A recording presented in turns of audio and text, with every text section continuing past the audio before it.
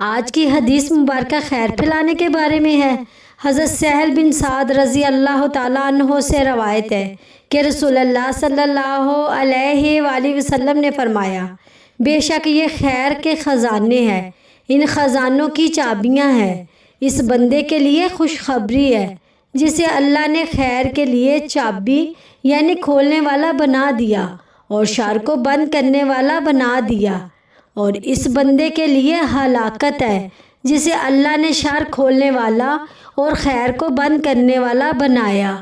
یہ حدیث ہمیں یاد دلاتی ہے کہ ایک سچا مومن صرف خود نیکی نہیں کرتا بلکہ دوسروں کو بھی خیر کی طرف بلاتا ہے۔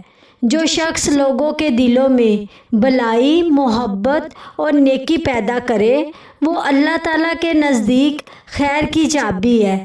ایسے لوگ معاشرے میں روشنی پھیلاتے ہیں اور برائی کے راستے بند کرنے کا سبب بنتے ہیں۔ اپنی زندگی کو ایسا بنائیں کہ آپ سے لوگوں تک خیر پہنچے، نہ کہ شر۔